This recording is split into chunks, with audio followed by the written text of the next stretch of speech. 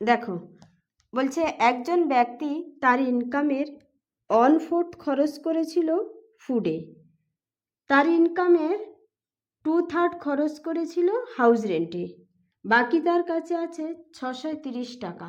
তাহলে হাউস রেন্টে সে কত টাকা খরচ করেছিল? দেখো এখানে ইনকাম 4, এখানে ইনকাম 3, তাহলে ওভারঅল ইনকামটা কত? 4 আর 3-এর এলসিএম, 4 3-এর এলসিএম কত? 12। তাহলে এর সঙ্গে 12 গুণ, এর সঙ্গে 12 গুণ, 3 4-এ 12, তাহলে হাউস রেন্ট কত? 8।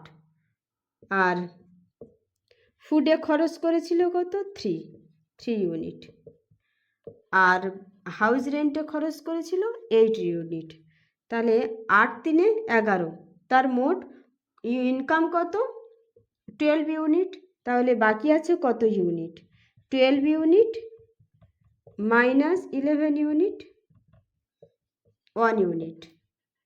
1-এর ভ্যালু কত? 630। জানতে চেয়েছে হাউস রেন্ট কত দিয়েছিল, 8-এর ভ্যালু জানতে চেয়েছে। 630 ইন্টু 8, 5040।